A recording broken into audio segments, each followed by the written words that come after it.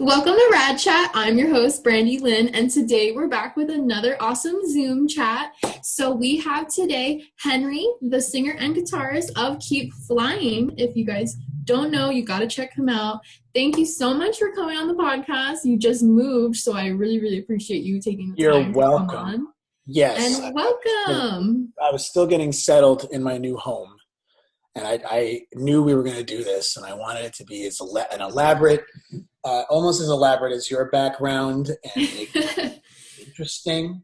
I wanted to have like a song ready. I had all these plans. I even tried to do it yesterday. Oh, really? Oh, hey, you'll just have to come back on like round two. None of my plans worked. Nothing. We'll just do a round two.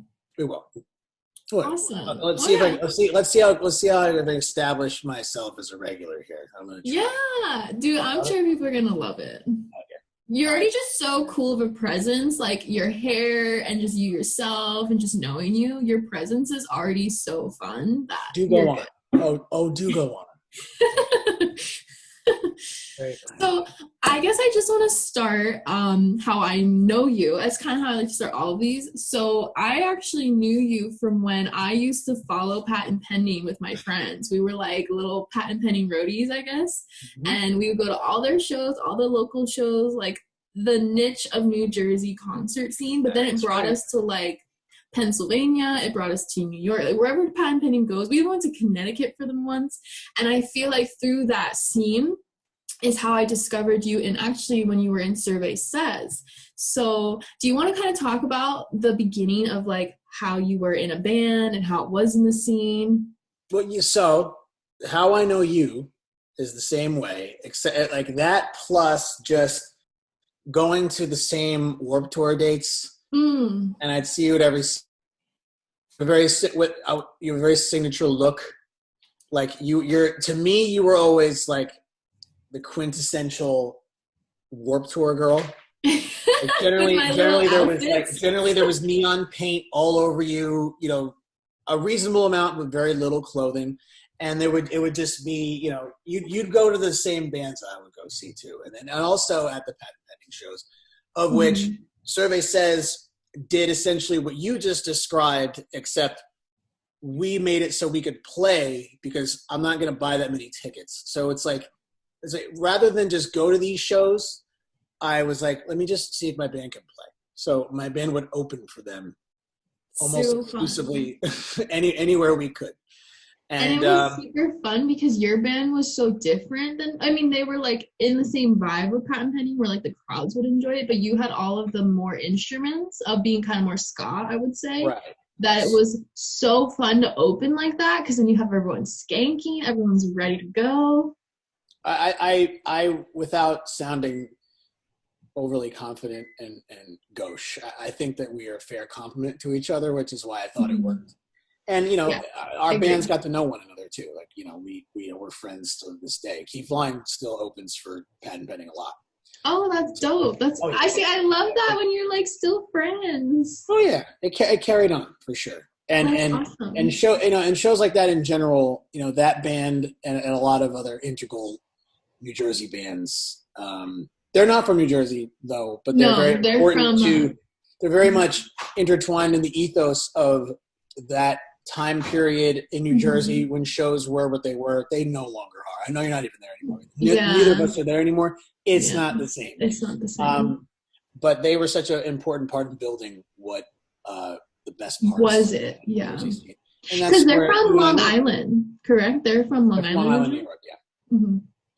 But just like any band worth their salt will play in these surrounding areas, as you described, New York, New Jersey, Pennsylvania, Connecticut, the tri-state area, you have to in your career establish a base in the entire Northeast. You know, you just have to, and that's what they did. I modeled a lot of what my bands have done by that, and it's a proven formula. Yeah, I love how you brought up today.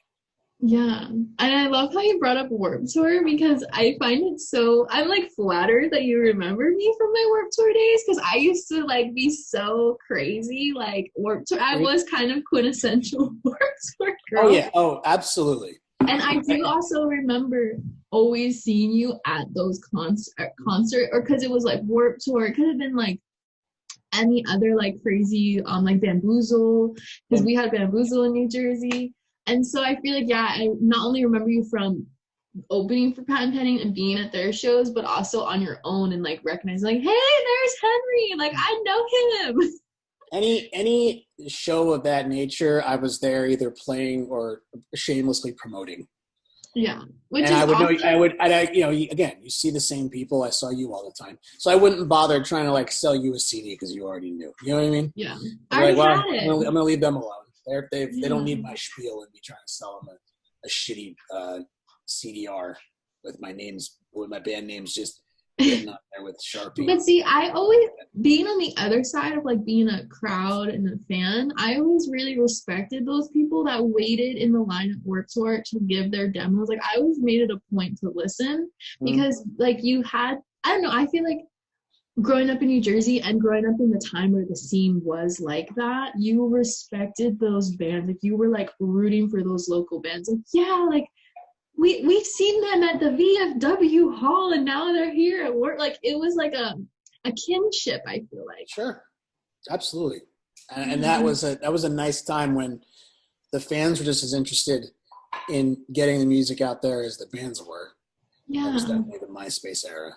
Oh my, true. It's so hard. So yeah, I guess, right? I guess that's kind of like throw it back now. How did you first know you were like into music and wanted to play music? How was that experience for you? I went to school for audio engineering. Oh, okay. So I went to school to be a producer because I didn't think that I had it in me to be a performer. I didn't think I would, I didn't know what I wanted to create. I wasn't sure if I was going to be an artist, what I would do. I had no idea. I was like 17.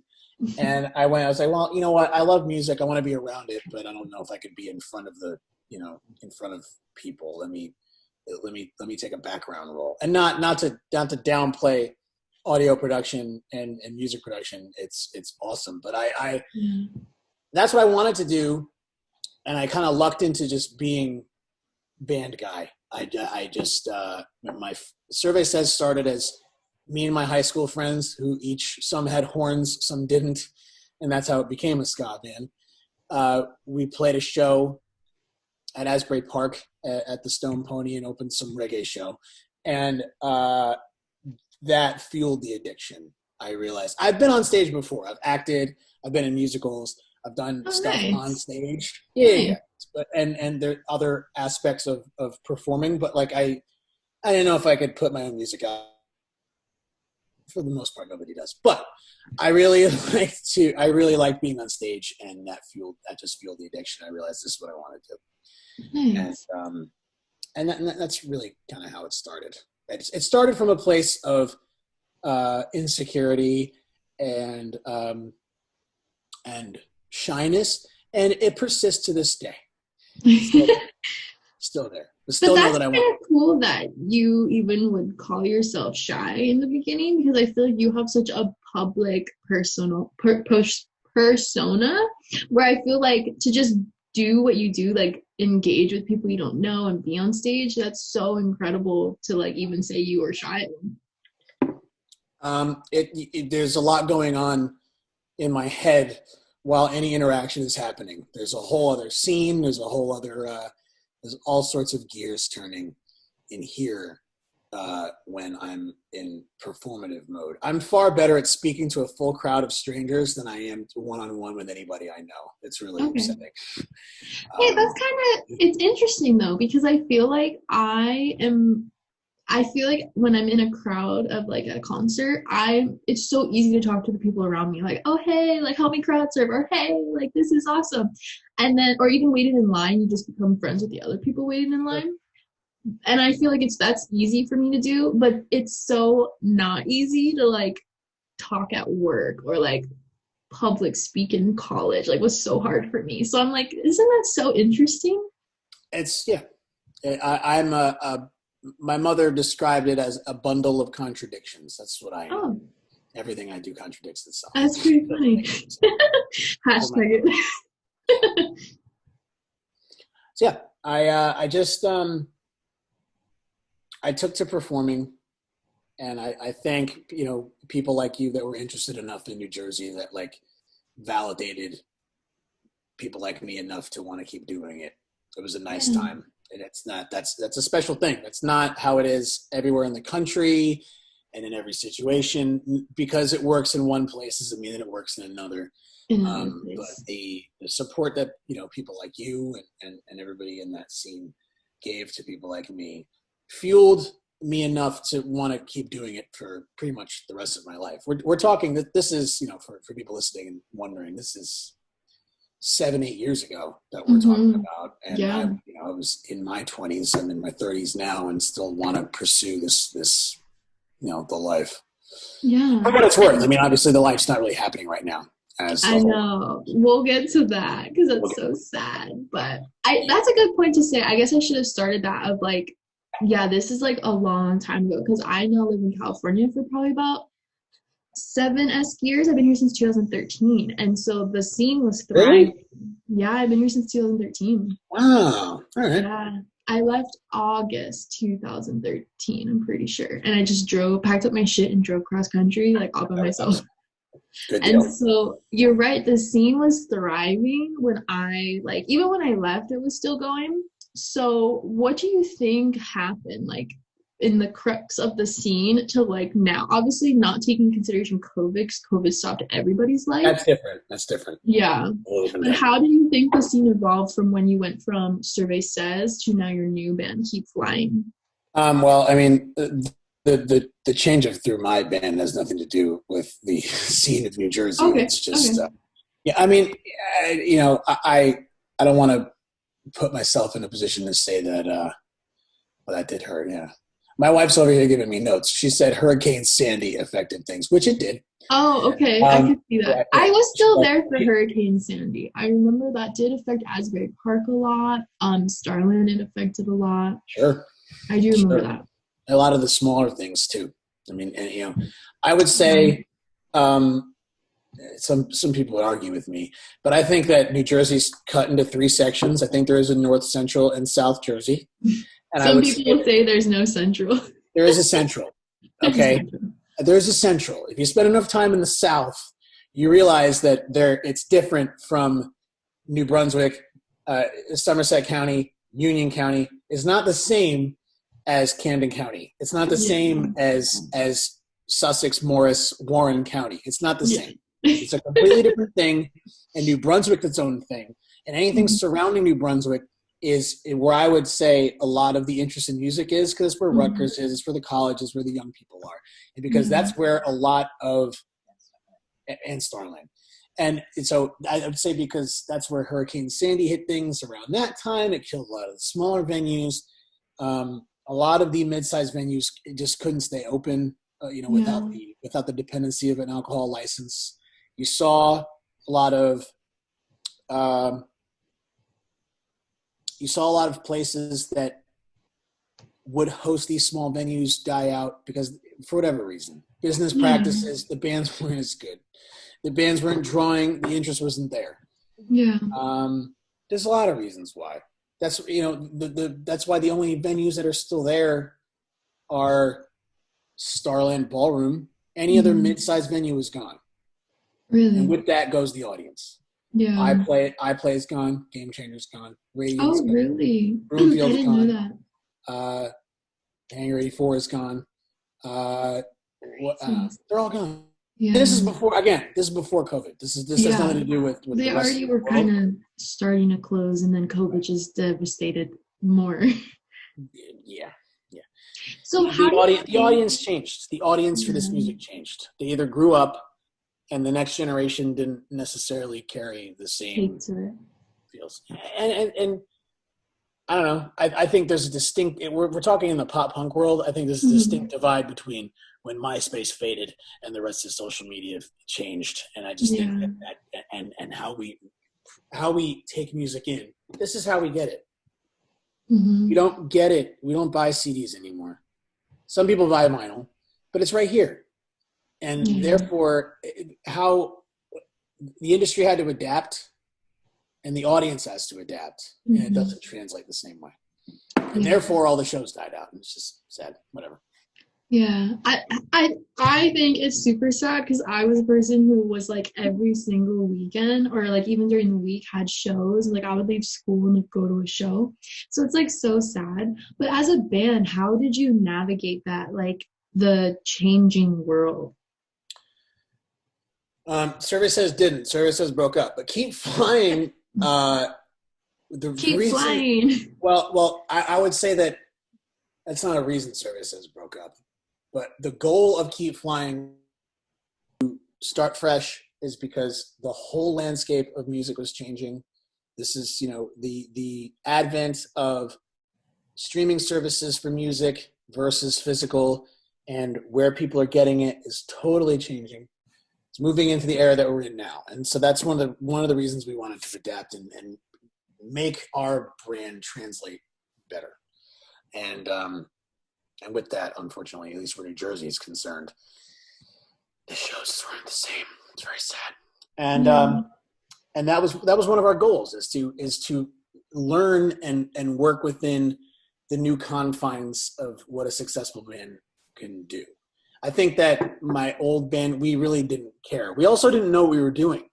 Mm-hmm. We just did whatever we thought was a good idea, and and without asking. With no research, we just threw everything up against the wall. I booked 200 shows a year for our band, thinking that was what I needed to do, and that's not. It's too much. I killed my band. I killed them doing that. It was I kind of regret it now. Yeah, I've learned a lot, but that's a good thing. At least you learned something from that to then take with your next time. Yes. So that was a big reason why we did what we did. Like, let's take all the lessons. And again, it's members of Keep Flying have all been in other bands and all have had their own experiences. And we wanted to take everything that we've learned from everything that we've done and cut out what we know won't work and execute as best of a plan as we can. And I'm not gonna say it's not working. I think it's going pretty well. That's good. Yeah, that's awesome. We got a bunch of releases out. Some people like it. Yeah. And yeah. I think the good thing too about when you go from one band to another band, and also if the other members are from other bands, you do bring some of the same fans that like want to follow you. So you already kind of start off like a leg up, but then also you want to reach out to new people as well. But I think that's a cool thing too, that everyone's been in other bands. So I'm sure that helped kind of bring some fans with you guys. Absolutely. Service has had a small following. And those that were interested in what we were doing next carried over, and that was definitely laid the groundwork for what we're able to do now. And I don't regret. I regret a lot of some of the decisions I made in that time, but I'm going to chalk that up to inexperience and being younger, life experience and music experience. I messed up a lot, but we all do. And I'm trying my best to learn from those mistakes. And that's what Keep Flying is a reset and just taking the best of what you experienced before and trying to put it forth now. So that's awesome. And I think that's a really good message. And I don't know, I'm just assuming this, but even just the name Keep Flying is really positive. So it kind of just goes with that message you just said. So I'm assuming that's why you picked that name. You're getting it. It's working. You're definitely understanding. Yes. When we formed the group, we knew that we wanted to keep doing this and we wanted to do it the best way we could. We didn't want to stop. We knew we couldn't do it the way we were doing it. It wasn't working. Yeah. I don't want to stop.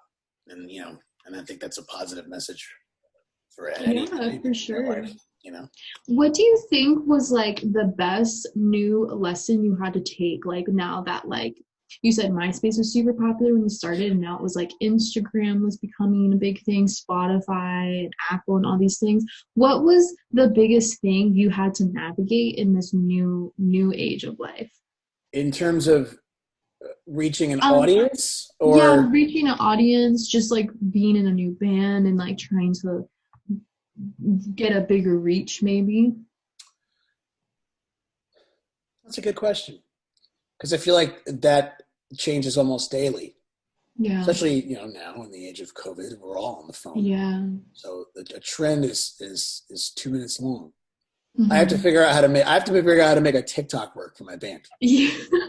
So yeah, why is that the biggest thing now, TikTok? It's fun. If you find the right lane, it's a good time. It's like fun, at first I really didn't understand. I'm gonna be really rude for a moment. You can cut this out of the show. How old are you? I'm 26. Really? Mm-hmm. Must be great. How old are you? 31. Oh, you're still young. I know. I'm joking, but yeah. I will say this. I guess before we cut back in, how old did you think I was? I have no idea. Oh, okay. It could have been anywhere. I don't know. Yeah. But I did start going to those shows when I was like young. I was like, sure. I think I started going to shows in like 8th grade in the 9th grade. I hit it hard because my mom actually would take me to go to shows when I was in 8th grade, and my mom was like a young mom, still rocker chick, and so she started taking me to concerts. But yeah, now I just turned 26 in November. Incredible. I'm getting old. That's awesome. No, you're not. But so that I was just saying, if that was too rude to put in, you keep it in the show, because my point is this: I find that I'm not old. It's kind of funny. I'm not old. I'm graying, but I'm not old. You're not old, no. There's definitely a generational divide between people my age and yours. Even though it's only 5 years. That's true. That's tricky.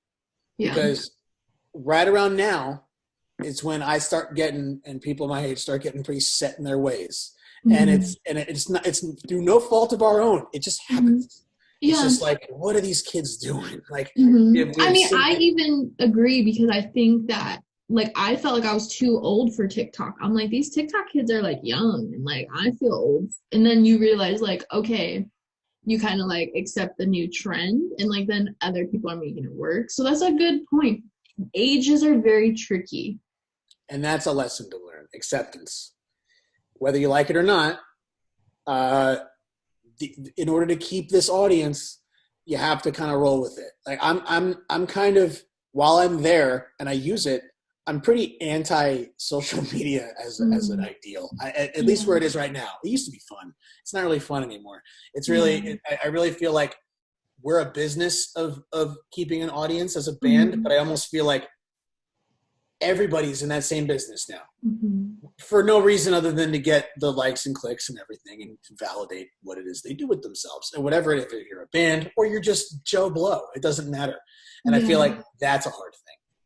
I feel like I have to one-up everyone, and that sucks. Kind of person who, while I like attention, I don't want to take anything away from anyone, and I don't want to make anybody feel like they're less than me or that I'm better than anyone. But I feel like you're playing a game of constantly trying to prop yourself up and doing it in a way that tailors to this audience that may or may not appreciate it to begin with.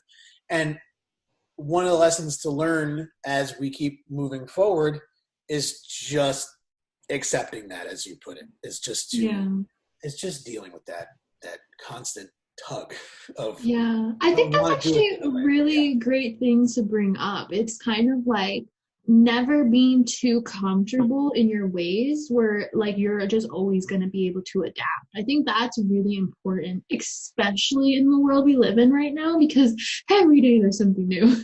Mm-hmm. And that's always been the case in entertainment. Yeah. It's just now I feel like in any realm of entertainment, it's even happening faster. The change is happening even faster. It's not a matter of years, months, or years. It could be weeks. I don't even remember.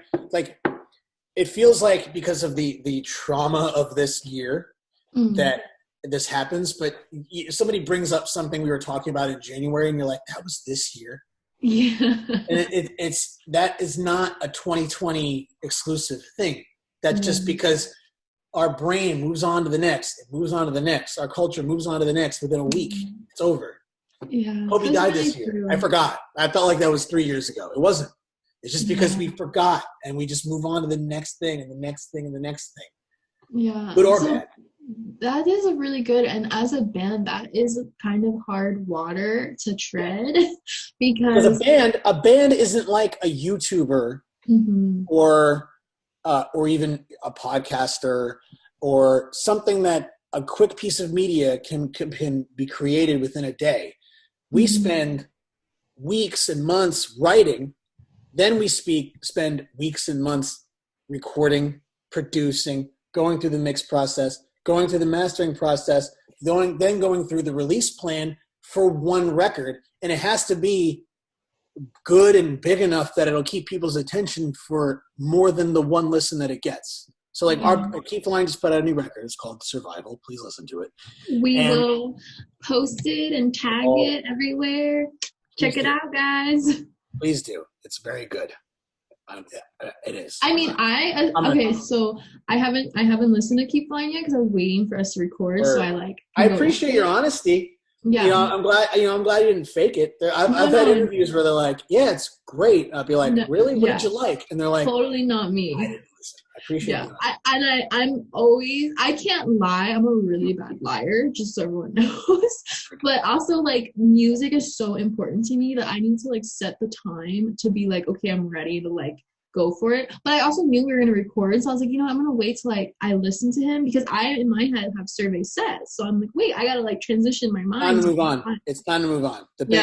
We broke up 5 years ago. Which is so crazy too, because I feel like because I don't live in Jersey anymore, that took me like a moment to process too. Like, oh shit, like but I'm also super happy that you're still making music. Like that's so dope that you like made a new band and you're on this new transition. I mean, obviously it's been going on for a while now, so it's not new, but that's awesome that you were able to go from one to the next. Yes, and I know that I've dragged this process out for you for 2 days, but the only thing I ask, is please just listen to the record. It's only I will, for sure, dude. I 100% will. Thank you. Because I also, a thing about me is that, like, I only want, like, I don't know if you listen to Joe Rogan's podcast, but I kind of like his platform where, like, he wants to talk to people that he is interested in and wants to talk to, and I feel the same way. Like, I'm not going to bring someone on here if I'm, like, not feeling it, because then it's just fake, and I'm not going to, like, sit for over an hour and, like, fake it with somebody. So, like, totally genuine here. Good. And that's a good trait to have in a listener and in a person who is in a conversation. Aside from being in a podcast, that's just how you should have a conversation. I love that's his. I'm gonna go on a tangent real quick. I love that's like his big draw. I'm like, he's a good listener. Dude, it's so true. It's really not that hard to do that. It's like it doesn't set you apart from. Yeah. But I think I guess now that I've been kind of doing this, I think that listening is like some people are bad at it. And like, I think that in the beginning, for me personally, like I love talking. And so I thought when I was like, oh, I always got made fun of for talking too much and like asking too many questions. Like I'm very curious minded. And then I realized like, oh wait, like there's this thing called podcast. Like I could do it myself. Like let me try it. And I realized that my mind wants to ask questions in the moment, but I have to be like, wait, like I gotta listen. So there is like, if you really like talking, the listening part is more like you have to really pay attention to it because you want to like hear their full train of thought before you like interrupt it.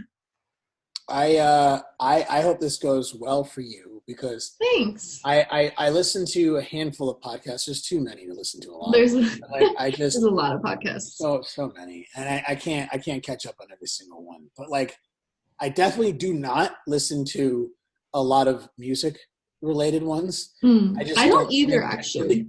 At least in our world, in like the pop punk rock, emo, whatever you want to call it. Whatever you call this shit. Rock genre. Whatever, yeah. Falls in somewhere. Yeah, whatever the scene. I have not, and this is gonna sound negative. I'm sorry if I'm hurting. No, we're like here to just have an honest conversation. I haven't really latched on to anything related to the world that I'm in. It's made me think about doing something. And every time I like try to psych myself up into doing something on my own, I also worry about how people are going to take what I say, and then I get all anxious about it, and then I don't do it. So good on you for going. But see, that's kind of interesting, because I feel like I don't even know many bands that are doing podcasts. Like, I know Taking Back Sunday does like lives on their Instagram, which is actually interesting, like of a different platform to do it on. But I don't know. I actually don't listen to musicians' podcasts because I don't really know any that do it. There's not a ton. There's some. Every now and then I'm like, oh, that's cool. I'll check that out. And it really depends. But that's you leave what the music they make, and then you go into who they are as people. And I don't. That's usually disappointing. That's why these stories of people in bands and people in entertainment doing horrible things come out, and you're like, God, another one. And when you start to go into who these people are as people, is when they start to really let you down. And I'd rather people wonder than for people to know. That's true. That's not that I'm a horrible guy, but maybe I am. Who knows? Yeah, but see, that's actually a good thing in a band, because as a fan, I think the greatest thing was like the mystique of the band. Like, oh my God, I wish I knew them, or like I wish I was friends with them, or how cool. You don't wish that. Don't wish that. We're horrible, all of us. We're horrible people. I'm kidding. But like when I used to go to shows, I used to think like, oh, how cool. Like, but then I think in the retrospect of like navigating the new social medias, is that social media kind of helped people understand, or like if you were really into a band, you could go to Instagram and like see their individual Instagrams and like learn more about them, which I thought was super interesting. So I think like having more content available is never a bad thing. It's not a bad thing, but it's time consuming though. Yeah. And it puts a lot of pressure on people like us. I'm gonna sound like a poor me, like I'm complaining. No, it puts a lot of pressure on people in the world, in the life, to be accessible, but also I don't think it's a good idea to always be accessible. Not everybody's on all the time. Not everybody is. These are people. These are not, and people are flawed. The average person is average. And that's all that these bands are, especially just, mine. Or who the fuck are we? We're just some dudes, just some guys that are just. Hey, you keep flying. Yeah, but who the fuck is that? You know what I mean? Like, I get the access to people that you look up to is cool, and I like it to a point. I'm not the kind of person who will ignore fans. Yeah. But I am the kind of person that doesn't want to let anybody down. And very often, if people are too much themselves, band people and bands, puts pressure on bands to be accessible and on and good and cater to people 24 hours a day. Yeah. And that's difficult, because 24 hours a day, I'm not all that nice. 24 hours a day, I'm not all that ready to listen.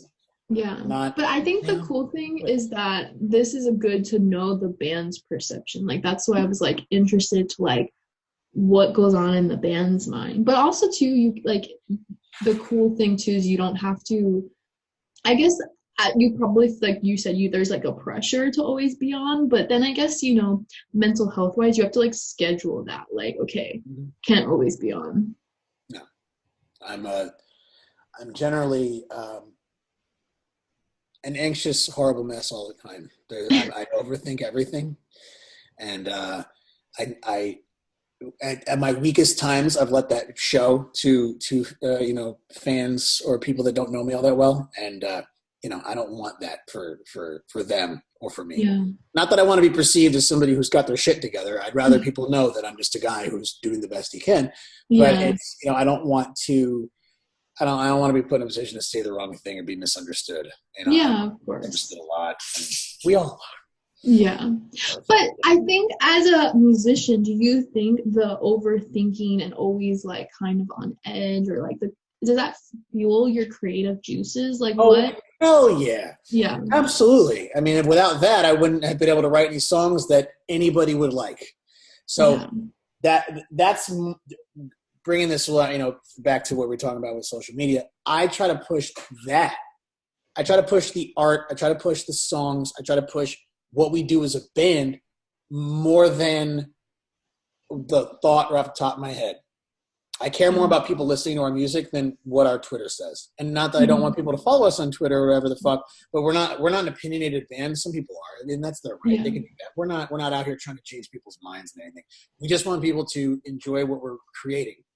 And that's more what I focus on. And I'd rather focus on that than anything else. And I think people will understand that being you and saying that really translates to the genuineness of your band too, because you're not really focused on all the bullshit. You're really focused on the art of what music's supposed to be. So how is it to write songs? Take us through that kind of experience. And did she one or two? I have a new puppy, and she's getting good at being housebroken every now and then. Oh. What kind of puppy? Do we get to see the puppy? Oh, well, yeah, we'll bring her in. We'll bring her in for sure. She's outside doing the rest of her business. Everyone loves the puppy. A new puppy named Penny. Oh, she's very cute. The shelter said she's a pit bull, but I don't think so. I think she's a pit lab mix. Oh, okay. Oh, that's a cool little mix. I'll bring her in a bit. Songwriting is what we're in. Songwriting for me, at least, is this. I'll go from my latest bit. So from this record, Survival, that we just put out, streaming everywhere. Please listen. You hear that, guys? Survival. Get it now. By Keith Line, please. Vinyl's out. SmartPunkShop.com. Get it. These songs. I've had a very chaotic, segmented, fragmented life for the past 2 or so years. I've been kind of bounced around from where I've been living. I've kind of been not only on tour a lot, but just my own home situation has been very transient. That's the word I'm looking for. Thank you. I've been very transient, without going into the trials of that.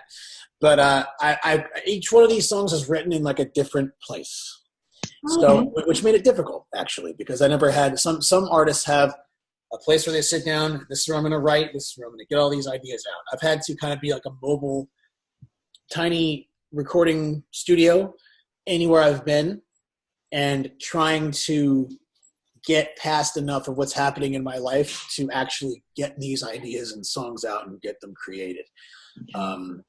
So where some artists have a place they go to write their poems and their lyrics and work on their melodies, whatever they do, I've had to do that any number of places in the country. So I had to kind of throw away any semblance of structure on how I write songs and just write songs however I could. If I have 2 minutes in a venue in a corner and nobody's going to bother me, I'm going to go do that. And that's what I did for a lot of these. Lyrics kind of come whenever, but when it comes to the structure of songs, I had to do that anywhere in the world. At some point, I'm going to like sit down and record a video or write something out about like, I wrote this song in this place. In this place, yeah, I was just going to say. Almost every single one's from a different state. That is super dope in a sense that like that's so unique to your story and how you wrote these songs that, dude, you really should do like a video of that. And Rad Chat heard it first. So okay, sure. That would be super dope, because that not only is the album called Survival, but your story that maybe some people don't know of how you wrote the songs was surviving. You were just trying to survive every different place you were at. So that just gives the whole album this like meaning that's so outworldly. Mm-hmm. It's literally trying to the ending of all of it, of that story that we're kind of vaguely talking about, is me being in this house right now. Mm-hmm. So where I am right now, this is the end cap of a very horrible year. I know it's been horrible for everybody for all different reasons. Throughout this year, my wife and I have had no steady place to live. And right at the end, we got to move into a house that we bought. And even throughout writing this record is when I've been dealing with all of that. And, essentially homelessness. And so I like that we end the year with releasing it. It's like the nice coda to ultimately tumultuous year of personal struggle, band struggle, national and worldwide struggle is at least, my wife and I and my dogs are safe. Yeah. After not being for quite a long time. And that just really shows your strength as a person, as a couple with your wife, to make it through that. And you're right, like such a crazy time, but you personally, to then still focus your energy on the art of music, which I'm sure also, I just assume, because I think I go to music to save my life, that like you creating music kind of helps you in that sense as well. But how beautiful, now you're like in your new place, you're settled, like, oh my God, like that's so amazing, dude. Like, that's just an ode to yourself too. Like at the end of it, like you can keep flying, like there's still light at the end. Like we're in a new year now. So to just go through what you went through and just keep being passionate about music is really incredible. You're getting it. You're getting it. I mean, in fact, one of the hardest parts about writing that record is the fact that due to all these things happening to me, I had to take a lot of steps back from, certain roles, even in my own band. Like I got the songs made and that's my primary role. But my band has had to make a lot of concessions for, a lot of time spent away, or harder for me to commit to a lot of things we do, which I thank them for, and their understanding and their support for the two of us here. And so even just getting the ideas created into songs was a process in and of itself.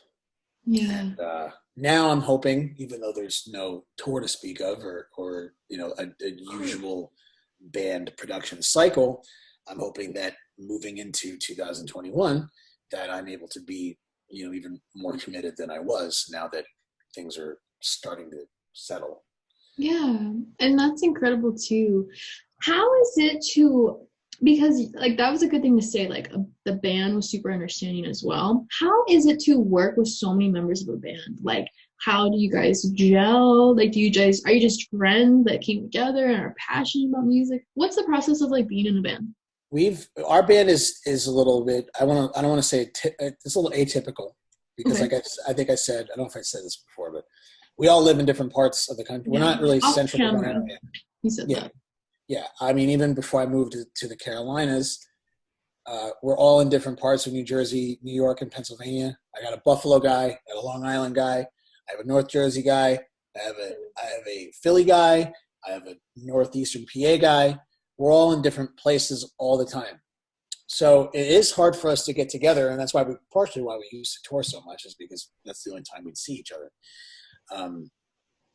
But we all have the common goal, and we work around. They didn't make just concessions for me. We have to make certain concessions for everybody, because it's a different area. So this guy's driving, this guy needs a ride, whatever the case may be. We make it work.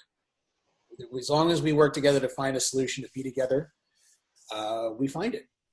I'm flying up in a few days. A couple weeks? I don't know what day it is. It's January 1st. 2021. Yeah. I'm flying up in a couple weeks to do a thing with them. Oh, good. That's what I have to do. We'll figure that out. This guy will fly. This guy will, and it's not the first fly in. This guy's on vacation. He's gonna get back on this day. We coordinate, but we work it out. As long as we have, we definitely had times when our communication is not good, but we've been a band for 5 years now, and it's a long time. And we've grown in that time. We're all different ages too. We got somebody who's your age, somebody who's younger, somebody who's older than me. Somebody, we're all over the map. Yeah. And through trial and error. We know what works in terms of our communication, and we're able to now kind of be as well-oiled as we can. Again, the pressure is kind of off because we don't have as much to do nowadays. But right as it's really a shame. Right as we were starting to really get it, it all went away. Yeah. How do you, like, if you had to, like, you've been in bands, you've experienced the life and touring, what do you think the number one thing is important? Like, you would suggest to someone, like, obviously, you need to have good communication, but what do you think comes also as important? I've said this before when I'm asked that question. I would say managing your expectations. I think that one way that I've been able to stay in it as long as I have is that without being too negative, I don't expect too much, but I don't expect nothing. Gotcha. I think that like you get thrust into this usually at a young age. What the fuck was that? That was a growl? The dog? That didn't sound like a growl. I thought that was... The puppy's gassy as hell. I don't know what it is. I think she's still adjusting to our diet, and it's only been like 2 weeks, but like still, good Christ. And she's tiny. She's tiny. That's funny. She's really small, but still, she puts them out. Good Lord. Anyway, sorry. Some dogs. Expectations, right. But I feel like a lot of bands, I feel like a lot of Americans in general, people, demand instant gratification. And I feel like social media does a lot to make people think that an audience is something you can grab just like that. It doesn't work that way. Not a real, genuine audience. Any entertainer, actor, musician, comedian, any of them that are any good have been working on it for years, even before you've heard of them. So you have to know and understand that if you want to be good, there's a difference between being good and being famous or whatever, or having the attention that you think you need. That's true. If you want to do this and be good, you have to be willing to commit to it for as long as you can.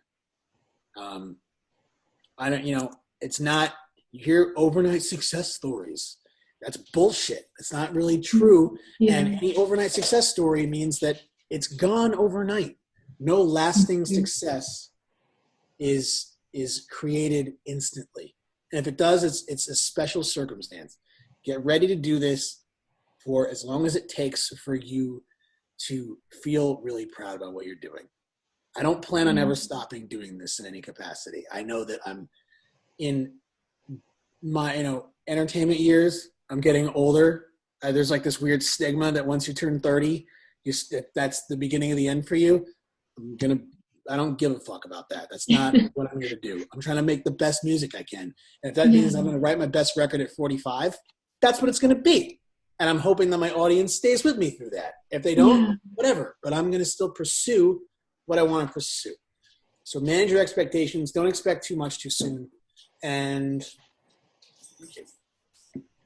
set reasonable goals. That's what I want. That's my top advice.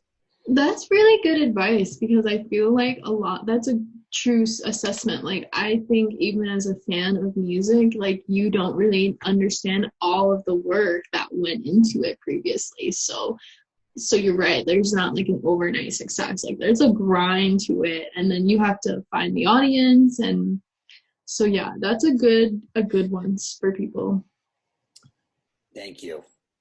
I thought of it myself. Right.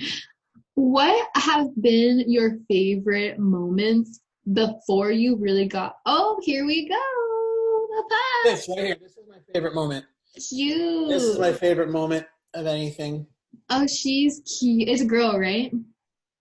Yeah, both girls. I got 2 girls. Okay, because I'm like, wait, I'm calling her a girl. She's precious. She is. She's so cute. Oh, that's sweet. I'm a little anxious because I don't know if this is happening by you, but there's just been fireworks for the past 24 hours.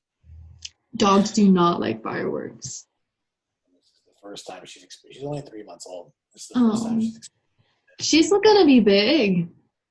Yeah, She's already grown a lot in 2 weeks. I used to grab her no problem, and now. How cute. Yeah, I don't know. You're right. She's definitely a mix. I wouldn't say she's the pure pit. No way. The ears and we took the her body length, and she's waxy and okay. Waxy. They're not water dogs, so yeah. Said and that, her length. I knew it. My wife. Yeah. I said that like I know stuff. I don't. Hey, it's your dog. You got to know about your dog. Taylor. What's my favorite moment of what? I'm sorry. Oh, okay. I know. I love dogs. So favorite moment of you when you were younger in bands you first found out about? Oh, that's a pretty cool question. Thanks. Thought of it myself. I like this. It's good. Good rapport we got. Let's think here. Let's see. For example, real quick, what an amazing time like in high school when like you're discovering. I was just thinking about this. There's a rapper that just died named MF Doom, and I was just thinking about him and how, as much as his underground hip hop shaped who I am now, so did at the same time like just reminiscing with my wife like Cartel and when Chroma came out. Was also like, you know what I mean? Like what a time when. I just love that. I love discovering shit. Mm-hmm. So favorite moments of discovering. That's a good one. Like when Chroma came out, that like was everything. It's such an important record. I feel sorry for the rest of the records because nobody cares, unfortunately. So. Chroma was its own masterpiece because I feel like it was the first time it was like an album was from start to finish a story. It's good, isn't it? Every time my wife's car is that when you plug in an iPhone, you just hit the USB, it automatically starts playing music, and it auto plays to A. By Cartel. Really? Like there's the Q and A, the ending of that record, and it auto plays to A. That's funny. And that's like the most play. They do like the Apple wrap up thing or the Spotify wrap and everything. Oh yeah. One played song for the past 3 years. For either of us, because every time we plug in our phones, it starts playing "Hey" by Cartel. That's pretty funny. I feel like mine doesn't do that. Mine will only like start for whatever I was already on. Smart. It's pretty funny, but that's cool. I mean, I guess to like while you think about it, an example for me was like I remember when my mom like introduced me to Motley Crue, and it like changed my world. Like, holy shit, like this energetic 80s, and then I got into and then I just started diving into all the 80s bands. Like, you just want to deep dive. And then for me, and when I discovered my own music was like when I discovered my emo band phase. And I like went through the Warped Tour bands, and like the Used and Taking Back Sunday like changed my life. And then so for me, I think back to those moments, like before I really got into the scene, like discovering them was like, holy shit, like there's someone that can do this. Mm-hmm. I can't think of my favorite, but I'm thinking of just key moments when I found like different ways I found things. So my friend, like here's one.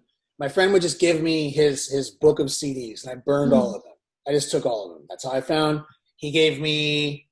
That's how I found out about. That's how I heard Lagwagon for the first time. That's how I heard Build a Spill. That's how I heard Modest Mouse and the Shins. That's how I heard. I think Blink's self-titled was in there or something like that. So that's one way. Or to leap it back to like Motley Crue or something like that. I would sit and watch Behind the Music all the time, and I would so Motley Crue's Behind the Music is nasty. It's one of the dirty ones. So like I would love that one, and then I would like, oh, let me go get those records, and I would get them, and then I would, like we all did, I would have Napster and LimeWire and LimeWire and Kazaa, and like I would just get as much as I could that way. Yeah, I did the same thing. I came in a small town. I really did. I was a bullshit town. There's no culture at all. So there's no record store for me to go to. The closest record store I go to is in Stroudsburg, Pennsylvania. Oh, okay. I feel like, like record stores are already kind of like fading. So I remember like like I remember when like Radio Shack and like FYE were super big. Like you could go there and always get a CD. But also I remember MTV used to really support music back in the day. And we had And Fuse back then too, and things like that. yeah. And like TRL would like play My Chem and all these bands, and you were like, and Good Start, and you're like, whoa, like these bands are on MTV, and now all I care about is rappers, and you're like, wait, what about rock music? Rock music's toast in general. There's no rock bands at all. You can ask our friend Joe about that. That's like his big thing. Is that like the ones that I think his big stat? God, he says this to me all the time. It's like he goes, I think the last rock record that was in the top 20 of Billboard. I'm misquoting. This isn't true. In fact, never mind. I don't want to be wrong. Well, see, you're crazy. Right. It's the last rock band was like the Killers or some shit like that. Like the one that really charted and sold like X amount of records was like. Yeah, I would say though that like 21 Pilots have really kind of rejuvenated the younger scene, because Hot Topic's still going strong of like supporting music. I would say 21 Pilots really kind of hit it, but you're right, like rock bands, like you would think like they're more like poppy now. Like Maroon 5 is so pop now. Sad. So that's true, but like long live the rock. Like the people in the rock scene, it never dies. I know. It's just who we are as people. So now kind of to switch the question, now today, do you still find enjoyment like in a non-COVID world, like going to a concert and then instead of you playing the concert? Do you still find equal enjoyment? Oh, it's a different part of the brain. It's not I'm not using the same part of my brain to watch a show as I am to play one. It's totally different. But I do very, as again, 2019 and back. I love to watch the show and not just play. For instance, the last tour I did was with Real Big Fish and Big D and the Kids Table, two bands without which I would. Oh, nice. You wouldn't even know who I am if it wasn't for Real Big Fish and Big D and the Kids Table. And if that had to be my last tour that I ever did, it might as well be that one because that's a dope tour. I owe my entire career to those two bands. But I would finish my set and go watch the show. Like I am not the kind of person that's like, well, I'm gonna hang. Well, actually, that's not true. I am now. As I got older, I had to hang backstage because I really just have to calm down. I used to just be able to hop right into the crowd, but for that show, I was like, and that tour specifically, I told myself, I'm going to get out in the crowd. I'm going to enjoy this because this is a true treat, and it's going to help your brain. It's going to make you feel better. Nothing resets me than seeing like one of my favorite bands. If I go see Less Than Jake, I'm now zeroed out. I'm leveled. I can now go on with my life, and I'm like, okay, you remember why you're here. You remember why you're on the planet. I feel better now. I see Patent Pending. I see Real Big Fish. Any of these bands, whatever. That zeroes me out. I'm like, see, that's awesome. And also now kind of brings me, because you said like those ska bands are like your favorite bands, reason why you're here. So when you discovered ska, did you like it just sucked you in? You knew like that's the music you're going to go into? No, I tried hip hop first. I like as a kid, I like rhyming and I like wordplay, and so that's what we did before like long. I'm talking like 12 years old. Nice. I didn't like hear Real Big Fish and go, I want to make this. I just thought it was an accident. It was an accident. My first band was an accident, like big time. None of that was planned. I don't think it was a plan. I lucked into all of it. I lucked into everything. I just, I can't even say for certain what is so special about ska that leads me to it. It just makes me happy. Yeah. It makes me happy. And and I wanted to bring that into what I created, and I did. And that's really how that happened. And that, I agree. I think like ska music just makes me happy. Like, I don't even remember the first ska band I saw, but I remember it must have been Big D and the Kids Table, because they were the ones that like opened that realm. And I was like, holy shit, like the crowd and the energy they brought, and like all the members were just so fun. And I remember like being in my first like skank pit, which is just like that dance. Like, some people, it's a dance. If you don't know the ska scene, it's a dance. But I was like this white girl who had no rhythm, but I could like skank and have fun. And I just remember there was this like liveliness going to a ska concert that was unlike any other. No worries. 0 people have rhythm in a skank. I was like, I'm so white, I can only do this skank dance and go in a mosh pit because everyone looks crazy in a mosh pit. Mm-hmm. Or crowd surf. I just really honed in on the crowd surfing. Oh, that's your thing. I know. Yeah. Oh, I know. You're up there most of the show. I know the deal. And that energy ruined any other show for me, by the way. It definitely ruined, like, I love indie and emo and sad and more laid back music. I really do. I don't like going to the shows because there's really nothing to do. Like, if it doesn't sound awesome, like orally, I'm not into it. I can't. It's like, if I'm not listening, because that's an oral, meaning listening experience. That's not ska and rock music with pits and movement and energy is a visceral thing. Mm-hmm. That is a physical action that you are participating in, rather than just sitting there and listening. There's a time and place for sitting and listening. I'm not putting it down. I'm not, I promise. But I need to feel like I'm doing something, and that's why the experience of that energy is what my band thrives and what I like to see as a concert goer. Yeah, it's fun to listen. It is, but like, I'd rather be participating in something other than listening. Yeah, of course. And this is going to be a totally like obvious question. I'm sure like everyone gets this question, but how does the crowd thrive you on stage? I mean, obviously it's better when they're feeling it and they're moving and they're giving me a reaction. I live for the reaction. Yeah. And that's obviously better, but you can't win them all. Yeah. And it really depends. It's all situational. I mean, Keep Flying is played for so many different kinds of bills. We've opened for so many kinds of bands. We try to play with everybody. We really don't discriminate in terms of what we want to play with. Like I enjoy a rock crowd when I participate in. I like an emo crowd, but we don't mind opening for an emo band. There's nothing wrong with that. Yeah. Generally speaking, a crowd might not be ready for, and in my band, again, if you've never seen our band, very energetic on stage. It's very much a stage show. So it helps when the crowd is just as into it we are. Yeah. But if they're not, it's okay.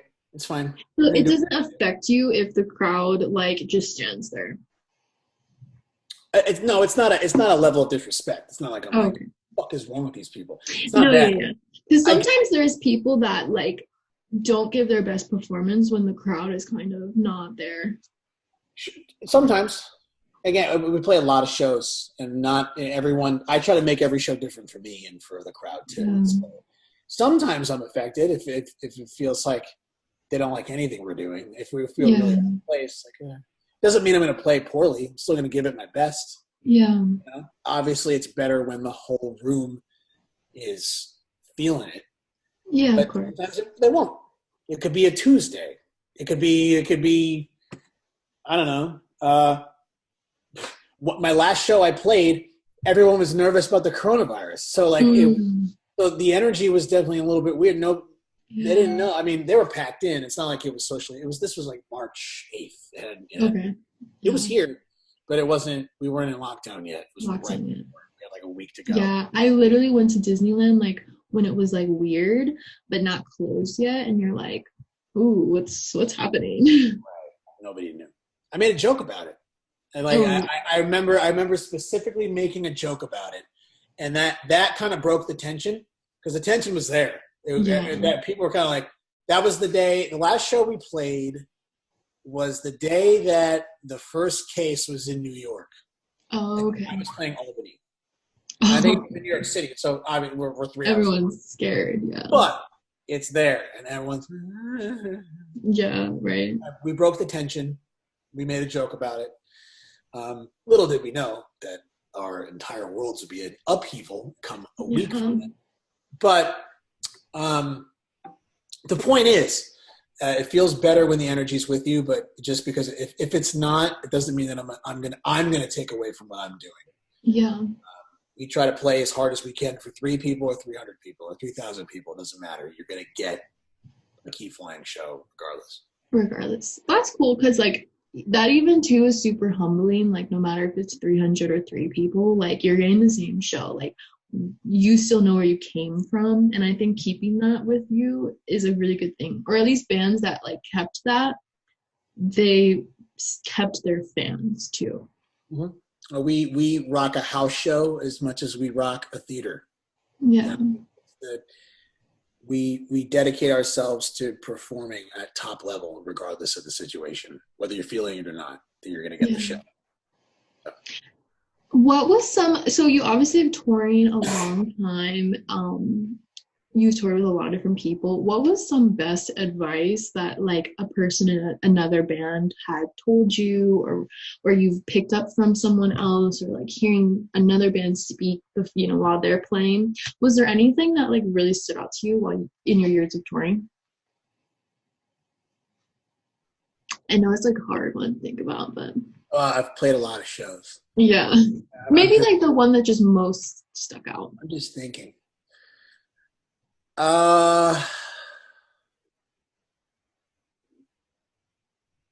Damn, bro. or maybe too, like a band that you really liked what they did, so you kind of were like looked up to them. I do that all the time, so it's hard for me to pick one. And I don't try to emulate people. But not like that. Just like inspired by them. Actually, that's not true. I do try to emulate people, but I don't try to steal. No, yeah. There's nothing new under the sun, and I definitely don't rip people off. But it's that's part of creation, is seeing that's how influences work. Yeah. They're not influences if they don't affect what you do.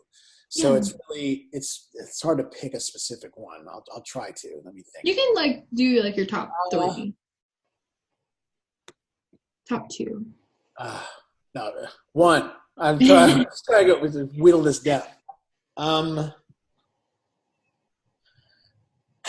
don't know, man. I've gotten so much advice, and if it wasn't for the advice, I wouldn't know what to do.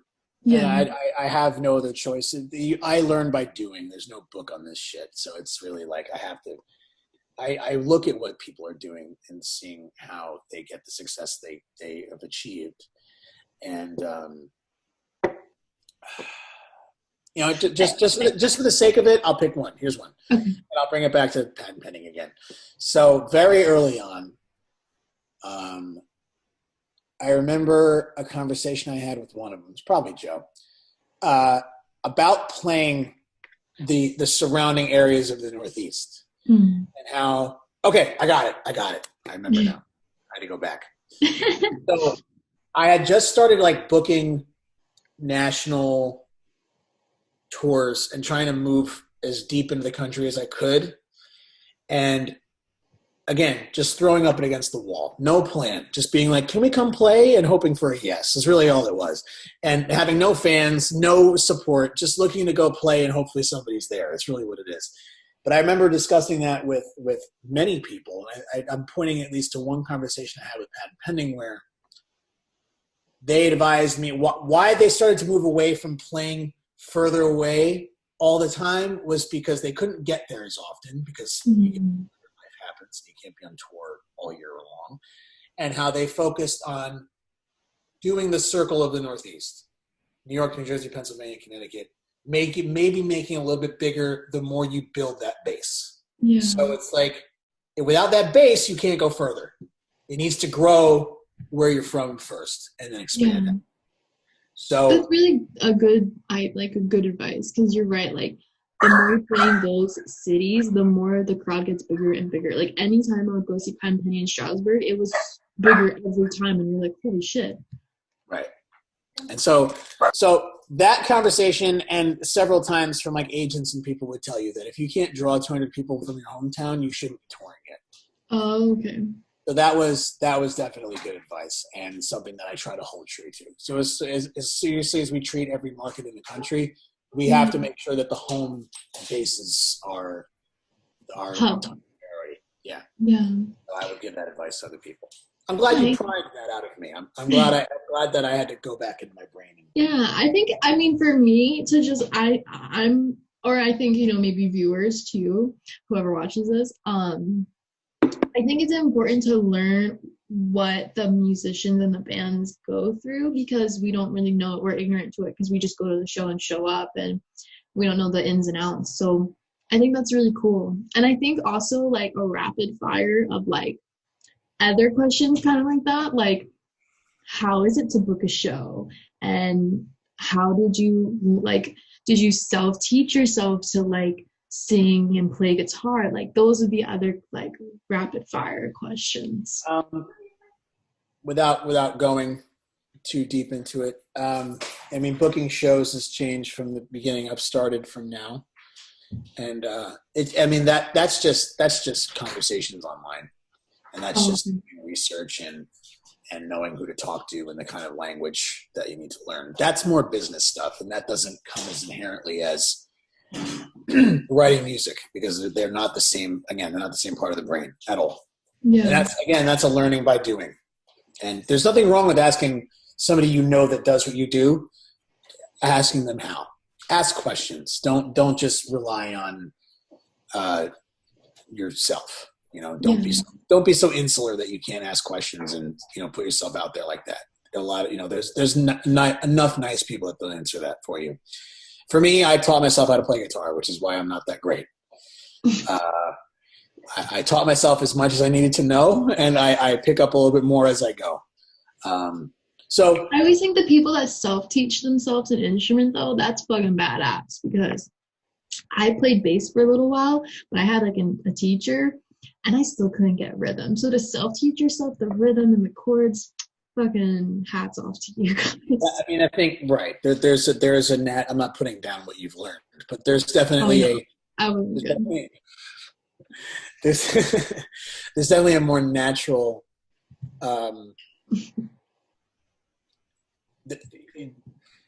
it's not a you have it or you don't. Yeah.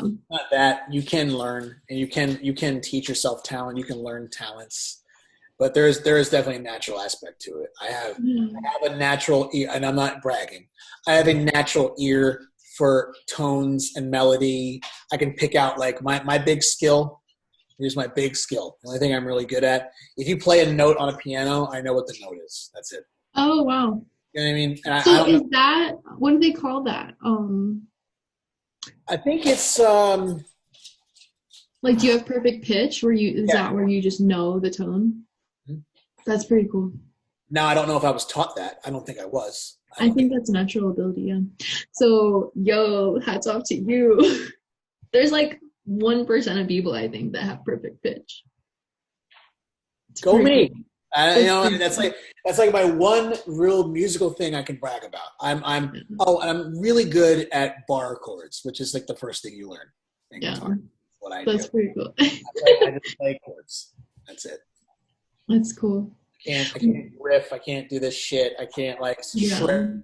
You brought up the hand thing, because I used to think I could play bass because I had like a long reached hand, and I'd be like, oh, I can like shred the hand. Like, it wasn't my calling card, which is fine. It was like a fun thing I learned for a while. I loved my bass. I had a Ibanez. But anyways, what is like your, obviously being a musician is a grind, and it's hard, and it's always adapting. Was there one super low point you had, and then one super high point you had that you just always kind of think about, and that kind of keeps you leveled in the middle? A lot of low points. Was there one that was like specifically you can think about, and it like, you know, you've thrived out of it, like because of that you are who you are now? Obviously every low point makes us who we are now. Um, I mean, right as I knew that my first band was gonna have to end, because we felt it, and I think back to a lot of the mistakes that led to that.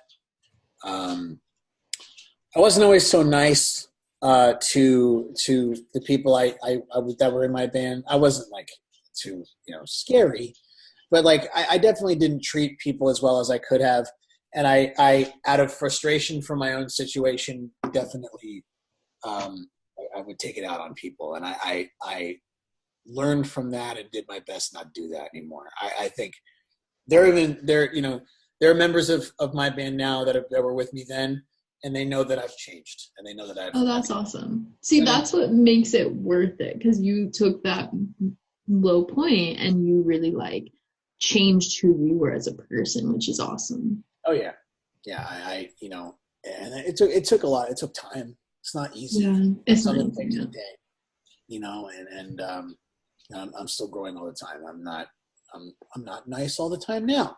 It's not everyone's always on it 100%. But I think I like to ask these questions because I'm really interested in the human beings and like how we go off in these art forms or these careers, but we're still human. So I think it's important to always touch on like the human aspect of these things in life. I try not. It's not that I'm not about holding people accountable for their actions, but I try to excuse people who aren't experienced a little bit, only because I've been in their shoes, and I know that if some people learn, some people don't, and I chose to be one of the people that learns from their mistakes. I made a lot of mistakes early on. I completely admit to that, and those low points do a lot to remind me to not go back to old habits and old ways moving forward. Yeah, that's awesome. Yeah. I think that just shows like the kind of person you are, that you could take that and grow from it. So last two. So best concert you think you played at, and who was on the tour with you? And best would mean you either played the best crowd, or the overall experience was just like, you just will never forget that day. For Keep Flying, what, our show?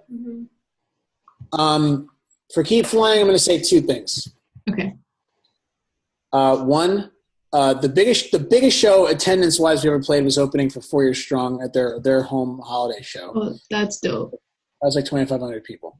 That's super dope. But I will also say, I'll also say, right before it all went to hell, we did our very own holiday show and sold out our home venue. Oh, that's awesome. Only 200, not 25, but like 250 people. And see, that's dope. That was a show that was our show, our crowd. It was electric, start to finish. We played every song we had. It was only like 13. And but that's dope, because it goes back to what you said, like your hometown needs to be the hub first. Right. And that's awesome. That was a true congregation of people just for what we do. Yeah. That was a very special moment. That's awesome. And then, so obviously COVID sucks, especially for the music industry. We've all had concerts canceled, people's lives on hold, whether it's the band, the stage crew, the people that work at the venues, etc. Praying 2021 we get our music industry back, or in the meantime, what are Keep Flying's goals? What do we have to look forward to?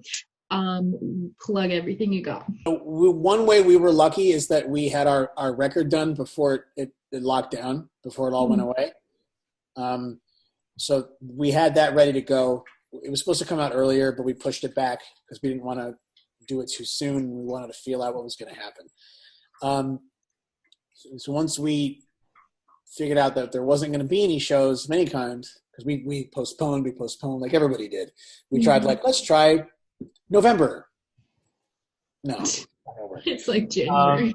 Yeah, let's try this. Let's just call it whatever. Once we realized there's no shows, we just try to dedicate ourselves to staying relevant on socials and stuff. So Survival is out. We are dedicated to videos for every show, every song. I mean, so we have three music videos out for that record alone. Dope. More coming. So we're very focused on YouTube, on videos, awesome. And just what else we got? We did one of those lockdown videos that everybody did. Oh, okay, cool. So, we'll link everything like here, there, somewhere. Here, there, everywhere. So from us, you can look forward to more video content and actually some music as well. Hopefully in the beginning of 2021, some more music on top of the record we just put out. So that's awesome. Yeah, but chief thing, listen to the record, please. It's not long. Yes, I'm gonna do that right after I get off of here because I'm super excited now. Also, that this was just so awesome to like have a conversation like long form too, and it was so interesting to learn all these other things about you and what you've been going through, and I just super appreciate you taking the time out of your life to like come on and share your stories. Anytime. It was very exciting. Thank you for having me.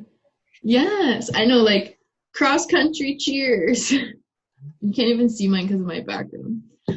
But we will definitely have to have you come back on, and anything that Keep Flying has, let me know. I would love to promote it for you guys. Got it. Thank you. Awesome.